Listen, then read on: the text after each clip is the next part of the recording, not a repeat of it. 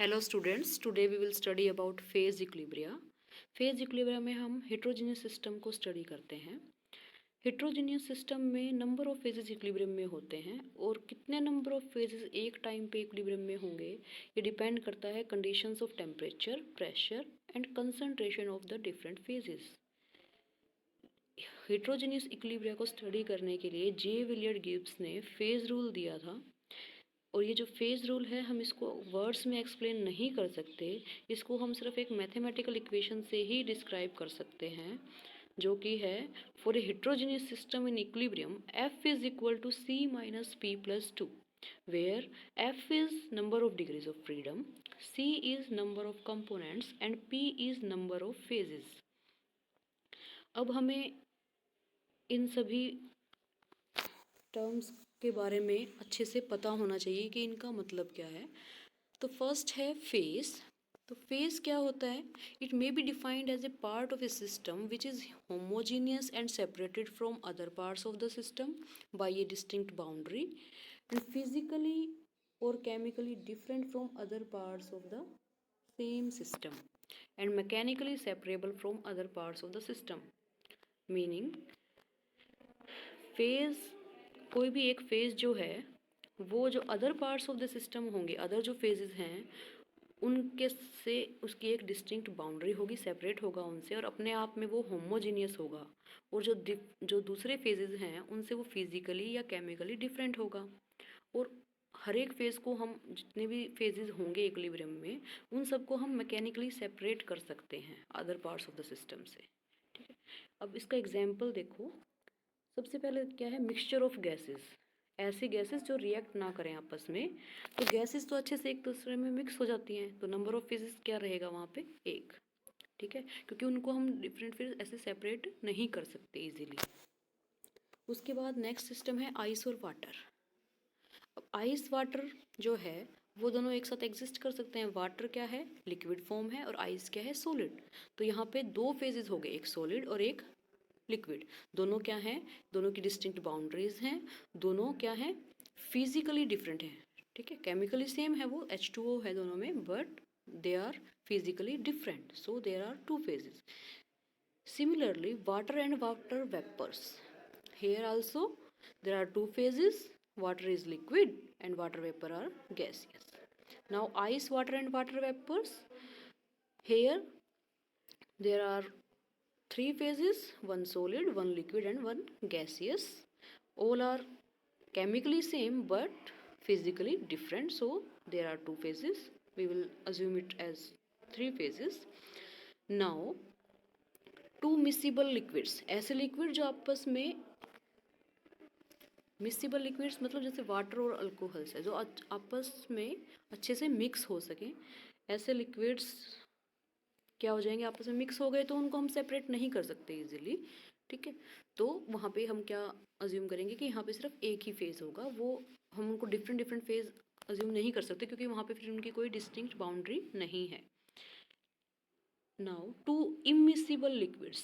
Immiscible liquids होंगे तो उनके बीच में एक डिस्टिंक्ट बाउंड्री होगी, वहाँ पे हम उनको अलग से देख सकते हैं, उनमें लेयर्स बन जाती हैं डिफरेंट डिफरेंट, तो वहाँ पे वो दो डिफरेंट फेजेस काउंट होंगे।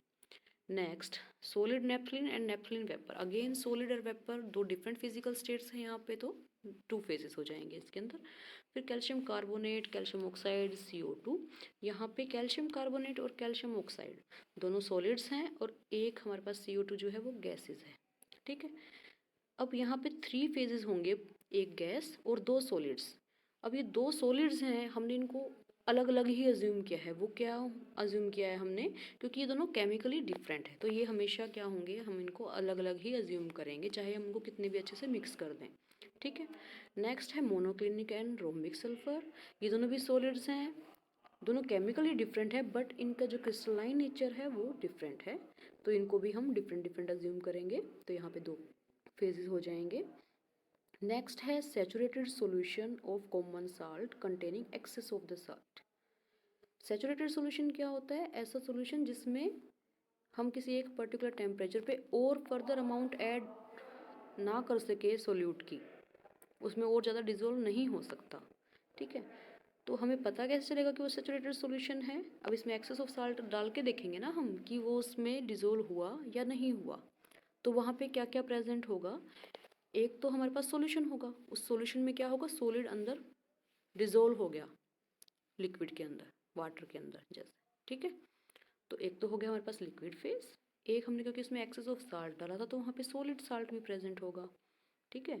तो एक सॉलिड फेज हो गया, और उसके अलावा क्योंकि हमने एक पर्टिकुलर टेम्परेचर पे उसको हीट भी किया होगा ना, हीट किया है तो वेपर्स बनेंगे, ठीक है। तो कितने फेज हो जाएंगे हमारे पास? 3 फेजेस, ठीक है। ऐसे ही हमने कोई और सॉलिड वाटर में डिजोल्व कर दिया, ठीक है, तो वो भी क्या हो जाएगा? 1 फेज, ठीक है। अगर मिक्सिबल है, सॉलिड को हमने वाटर में मिक्स कर दिया तो वो भी क्या होगा? 1 फेज। नेक्स्ट है components. Component of a system is defined as the smallest number of independently variable constituents by means of which the composition of each phase present can be expressed either directly or in the form of a chemical equation, negative and zero signs being permitted.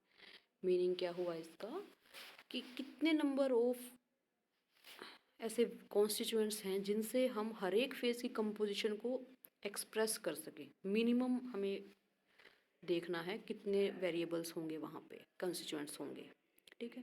और हम उनकी composition को equation की form में भी show कर सकते हैं, इक्वेशन की फॉर्म में शो कर सकते हैं। इसका मतलब वहाँ पे नेगेटिव साइन भी अलाउड होगा, ज़ीरो भी होगा, और माइनस का प्लस का साइन, ये सब उसमें हम अज्यूम कर सकते हैं।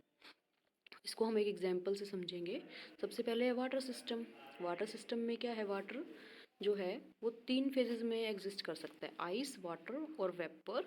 सॉलिड स्टेट हो जाएगी, लिक्विड और गैसियस। तो यहाँ पे क्या है, इन सब को हम केमिकली कैसे रिप्रेजेंट कर सकते हैं? H2O से, ठीक है। तो नंबर ऑफ फेजेस यहाँ पे 3 होंगे, लेकिन हम इन सभी को एक ही कॉन्स्टिट्यूएंट्स यानी कि H2O से रिप्रेजेंट कर सकते हैं, इसलिए वाटर सिस्टम क्या हो जाएगा? 1 कंपोनेंट सिस्टम, ठीक है। उसके बाद नेक्स्ट है सल्फर सिस्टम। सल्फर सिस्टम में क्या है? सल्फर जो है 4 फेजेस में एग्जिस्ट करता है, monoclinic, rhombic, liquid and vapour. Monoclinic और रोम्बिक जो है वो सॉलिड फेजेस हैं, और लिक्विड लिक्विड है, वेपर वेपर गैसियस स्टेट हो जाएगी, ठीक है। यहाँ पे भी हम इन सभी फेजेस को सल्फर का जो सिंबल है एस, उससे रिप्रेजेंट कर सकते हैं, तो ये भी क्या हो जाएगा? 1 कंपोनेंट सिस्टम। नेक्स्ट है decomposition of calcium carbonate by heat.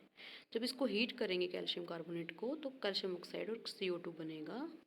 तो यहाँ पे सॉलिड हमारे पास 2 फेजेस हैं, कैल्शियम कार्बोनेट और कैल्शियम ऑक्साइड, और इसके अलावा CO2 गैस है, ठीक है। अब यहाँ पे हमारे पास टोटल फेजेस हैं 3। तो इन सभी 3 फेजेस को हम 2 कॉन्स्टिट्यूएंट से रिप्रेजेंट कर सकते हैं, ठीक है। और वो हम करेंगे इक्वेशन से। तो जैसे कैल्शियम कार्बोनेट का है, इसको हम करेंगे, मान लो हमें इन सभी फेजेस को कैल्शियम ऑक्साइड और CO2 के टर्म्स में एक्सप्लेन करना है। तो कैल्शियम कार्बोनेट को हम रिप्रेजेंट कर सकते हैं calcium oxide plus CO2, calcium oxide को कर सकते हैं calcium oxide plus 0 CO2, CO2 को कर सकते हैं 0 CaO प्लस CO2, ठीक है। ऐसे ही अगर हम चाहें कि कैल्शियम कार्बोनेट और कैल्शियम ऑक्साइड के टर्म्स में इनको रिप्रेजेंट करना है तो कैसे करेंगे? कैल्शियम कार्बोनेट को करेंगे calcium carbonate plus 0 CO2, calcium oxide को करेंगे calcium oxide calcium carbonate minus CO2, और CO2 को करेंगे 0 CaCO3 प्लस CO2। सिमिलरली हम इन सभी फेजेस को कैल्शियम कार्बोनेट और कैल्शियम ऑक्साइड के टर्म्स में भी रिप्रेजेंट कर सकते हैं,